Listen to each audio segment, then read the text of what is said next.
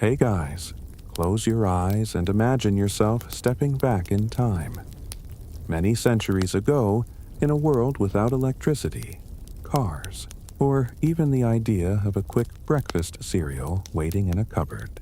You are not a king or a knight in shining armor, but an ordinary person living in a small village, or perhaps in a dusty corner of a growing town.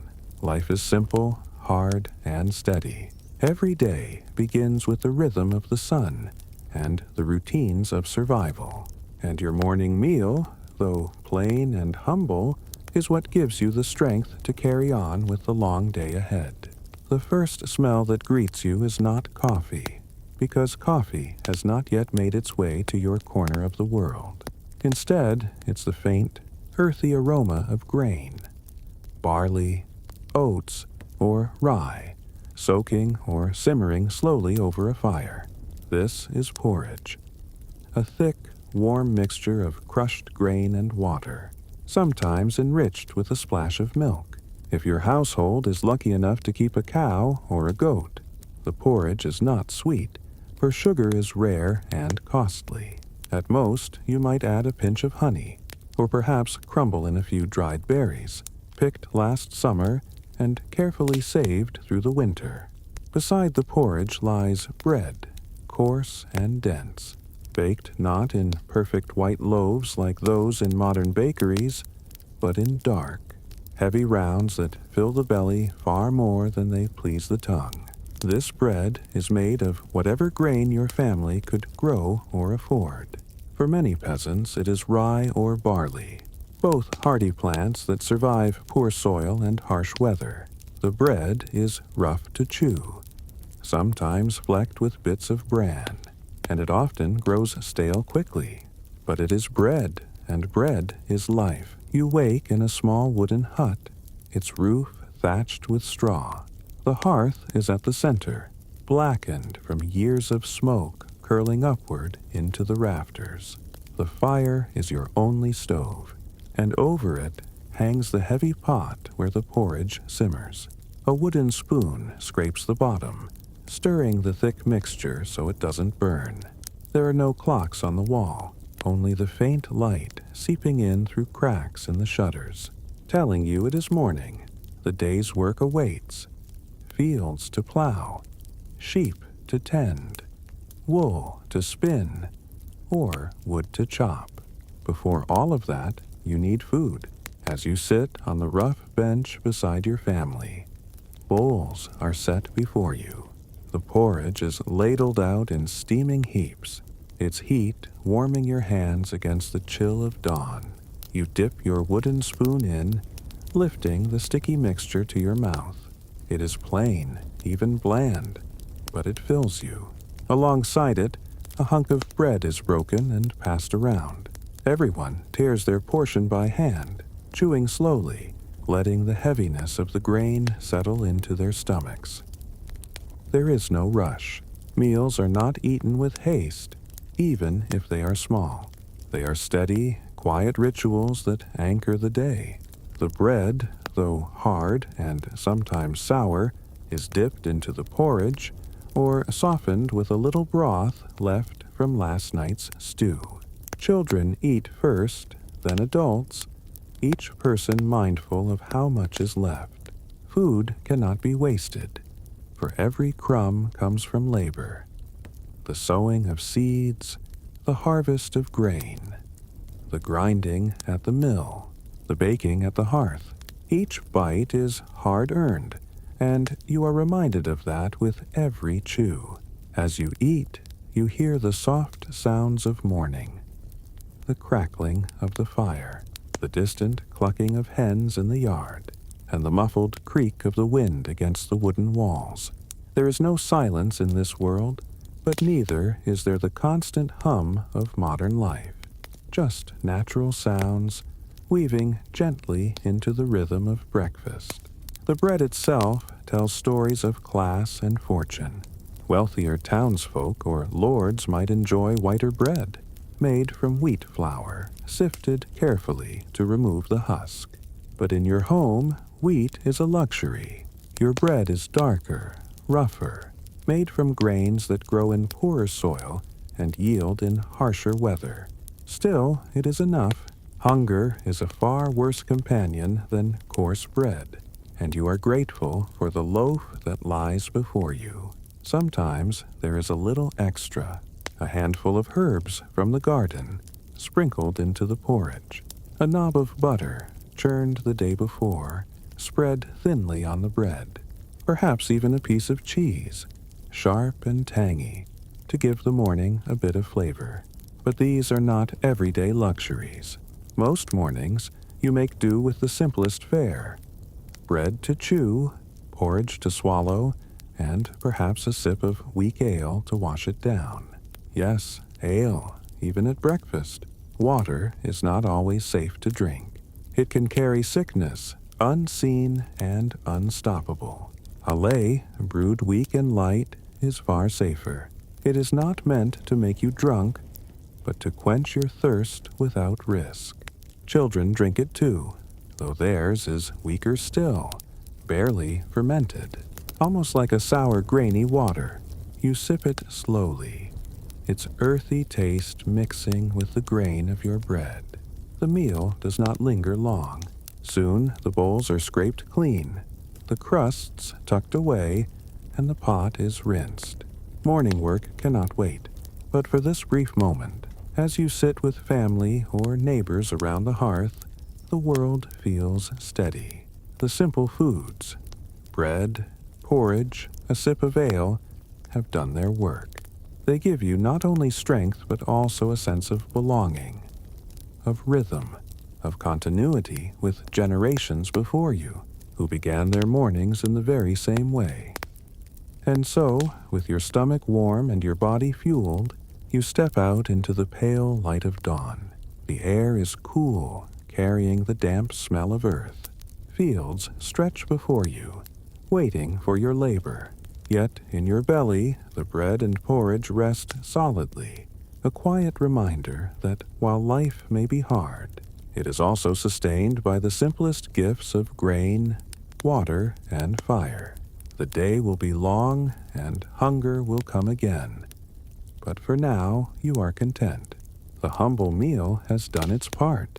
It is not about indulgence or variety or luxury. It is about survival, comfort, and the steady reassurance that tomorrow morning and the morning after you will sit again by the hearth, and once more the porridge will bubble, the bread will break, and life will continue its ancient rhythm. The morning work stretches long, and by midday your hunger slowly returns. The bread and porridge of dawn were enough to give strength, but not enough to last the whole day. Now, as the sun rises higher and the fields grow warmer, thoughts of food turn again to what the land provides. You live in a world where the seasons rule every bite you eat. There are no supermarkets filled with tomatoes in winter or apples in spring. What you eat depends on what grows around you, here and now, in this patch of earth and this moment of the year. Seasonal vegetables and herbs are not luxuries. They are the heartbeat of your daily meals. In summer, the garden near your home is alive with color. Rows of cabbages, tall stalks of leeks, and small patches of onions fill the ground. Carrots grow slowly in the soil, though they are not the bright orange we know today, but pale, sometimes purple, sometimes white. Beans climb on wooden poles, their vines curling upward toward the sky. Broad beans, peas, and chickpeas offer green pods that, when shelled, fill baskets with small treasures of protein. Every harvest is precious, for you know that the colder months will strip the land bare. Herbs are scattered throughout the garden, tucked into corners or along the edges of fields. Parsley, sage, thyme, dill, and fennel are not just seasonings but sometimes medicines. A sprig of mint can soothe an upset stomach. A pinch of sage in the stew can ward off sickness. The smell of rosemary drifting from the hearth makes the whole hut feel alive with warmth.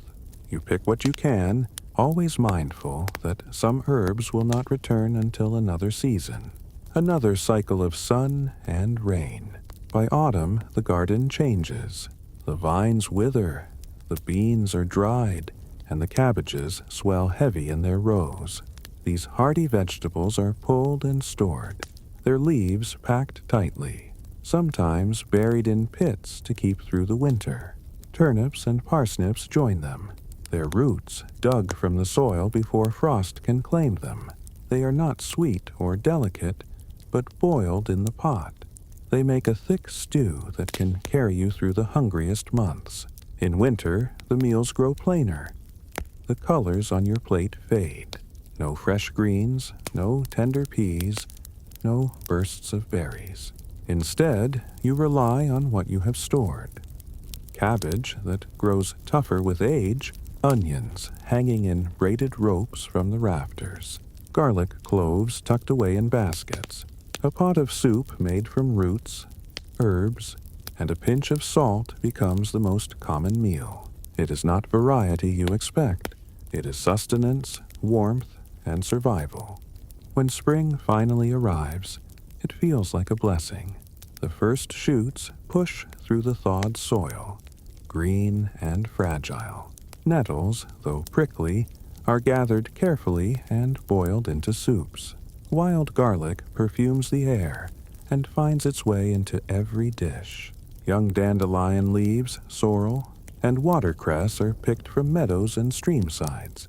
These greens taste sharp, alive, almost electric after the dull weight of winter foods.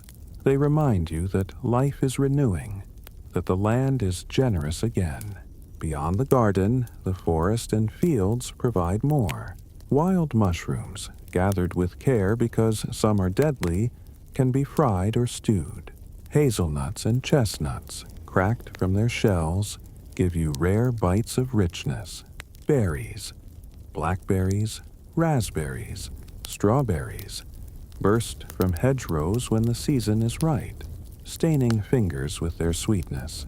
Children often bring them home in little baskets, though more often they eat half before ever reaching the door. Not all plants are safe. Some herbs are used in careful, measured amounts, for too much could make a person ill. Knowledge is passed down, quietly. Grandmothers teaching daughters, which leaves heal wounds, which roots settle the stomach, which flowers can ease a cough. This knowledge is survival, carried from one generation to the next. Without it, a single misstep could mean sickness or worse. Cooking with vegetables and herbs is simple but meaningful. A pot of stew is the most common way, with chopped cabbage, leeks, or onions simmering alongside a handful of beans. Sometimes, barley is added to thicken it, or herbs are tossed in for flavor. Garlic or fennel might lift the taste, turning plain food into something more comforting. Bread is dipped into the broth, soaking up every last drop. Nothing is wasted, not a leaf, not a stem. There are days when you walk through the market in town. Stalls are piled with baskets of fresh vegetables, their colors bright against the wooden boards. Peas in their pods, carrots tied in bundles, herbs drying in little bunches, all traded by local growers. The market smells of earth, of cut grass, of sun-warmed produce, but you cannot buy much. Coins are few, and what you eat mostly comes from your own garden. Still, the sight of abundance reminds you that others, too, live by the rhythm of the soil. Seasonal eating means that your body, year after year, adapts to the land's cycles. In spring, your meals are light and sharp with greens. In summer, they are rich with beans, peas, and herbs. In autumn, they grow heavy with roots and cabbages. And in winter, they turn plain, pared back, simple but sustaining. This cycle does not change. There is no skipping ahead, no importing flavors from faraway lands. You learn patience. You learn to wait. At night, as you sit by the fire, You might dry bunches of herbs to hang in the rafters. Their fragrance fills the hut, reminding you of summer even as frost bites outside. A dried sprig of thyme, months later, can bring back the taste of warmer days. It is a small comfort, but one that ties you to the land in a way that feels unshakable. This steady rhythm of seasonal food does more than feed your body. It grounds you. It reminds you that your life is woven tightly into the fabric of the earth. You are not separate from the soil, the rain, the turning of the year. Each bite you take is the direct gift of the land beneath, your feet and the patience you showed in tending it. And so, with the day drawing on, your hunger is eased once more. A bowl of warm stew, flavored with cabbage and parsley, fills your stomach. The herbs linger on your tongue, earthy and fresh, while the bread soaks up the last of the broth.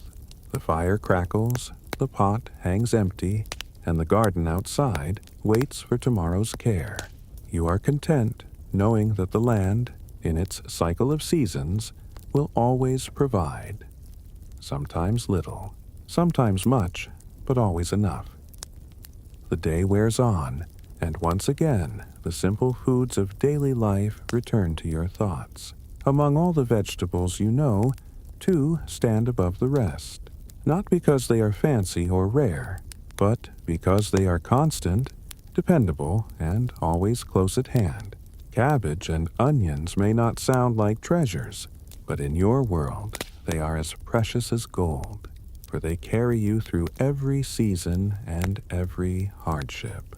Cabbage grows everywhere. Its leaves spread wide, thick, and green, curling into heavy heads that stand firm against the chill of autumn and even the bite of early winter. You can eat it fresh, boiled in the pot until it softens into tender ribbons, or preserve it to last for months when nothing else will grow. Sometimes it is shredded and salted down in barrels, turning sour as it ferments, becoming sharp and tangy, yet lasting well beyond the harvest. That sour cabbage can be eaten in the darkest days of winter, when all other fresh food is gone, and still it keeps the hunger at bay.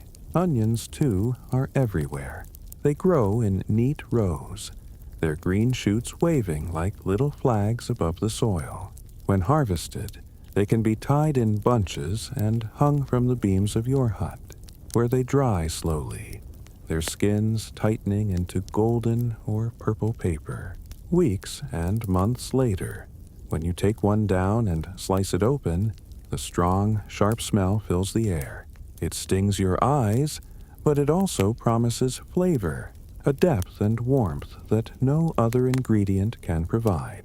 These 2, cabbage and onions, are never absent from your cooking. A pot of stew, whether it holds beans, barley, or a scrap of meat, almost always begins with an onion sizzling gently in fat, filling the room with its familiar aroma. A boiled dish without cabbage feels incomplete, for its sturdy leaves stretch the meal further, making sure there is enough to go around, even when food is scarce, even when the cupboard feels bare. The thought is always the same. At least there is cabbage. At least there are onions. It is not just their flavor or their hardiness that matters. It is their resilience. Cabbage grows in poorer soil, enduring frost and damp when other crops would fail. Onions, once harvested, store well and keep through long months without rotting. They are friends to the poor, faithful companions to every family that tills the soil. If wheat is the bread of life, then cabbage and onions are the flavor of life, the quiet background notes that make every dish familiar. Comforting and sustaining, children may complain about cabbage, its toughness, its bitterness when boiled too long, but they still eat it, for there is no choice. Adults know better. That bitterness is the taste of survival, and onions, though sharp raw, transform over the fire. Slowly cooked, they turn sweet.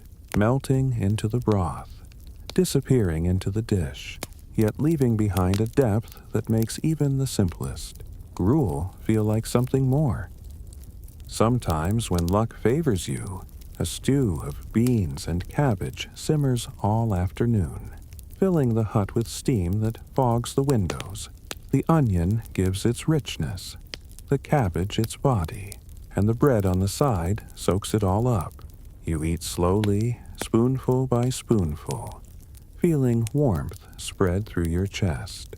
It is not fine dining, but it is nourishment. And in that moment, nothing more is needed. Beyond your home, even the wealthier kitchens make use of these humble vegetables. Lords and ladies may enjoy roasts of meat and platters of fish, but still their cooks reach for onions and cabbages to fill the tables. They are cheap, plentiful, and versatile. Whether in a grand castle or a peasant's hut, the flavors of cabbage and onion cross all boundaries, uniting rich and poor in their quiet necessity. At the market, bundles of onions hang in thick ropes, shining under the sun. Heads of cabbage, green and round, sit in great piles, ready for anyone who can spare a coin. Their abundance is reassuring. No matter what else you cannot afford, you can almost always afford these. A single cabbage can stretch into several meals, feeding a family when bread alone might not be enough. In times of famine, when grain stores run low and meat is impossible to find, these vegetables are the last defense against hunger. People boil cabbage with water alone, making a thin soup that at least fills the belly. Onions are sliced raw and eaten with bread, their sharpness cutting through the dryness. It may not satisfy fully, but it keeps the body moving, one day after another. These foods also hold meaning in tradition. At feasts, great pots of stewed cabbage appear alongside richer dishes, a reminder of the land's abundance. At simple gatherings, onions are chopped and shared with bread and cheese. Quick to prepare, filling to eat. Even in celebrations, their presence cannot be ignored. They are not glamorous, but they are faithful. As night falls and the fire burns low, the smell of cooked cabbage sometimes lingers in the air. It clings to clothes, to the walls, to the pot itself. You may wrinkle your nose at it, tired of the same taste day after day. But you know, deep down, it is the reason you are not hungry. The reason you can sleep with a full stomach. The comfort it brings is deeper than flavor. It is survival, safety, and the reassurance that tomorrow will bring more of the same. And so, as you rest, you think of how simple foods shape your life. Bread fills you, porridge sustains you, but it is cabbage and onions that add the heartbeat of taste, the grounding presence of flavor in a world of scarcity. They are not celebrated in stories or ballads, but without them your meals would be empty, and your strength would falter. Quietly, faithfully, they carry you through each day, and in their humble way, they remind you of the strength found in the simplest gifts of the earth.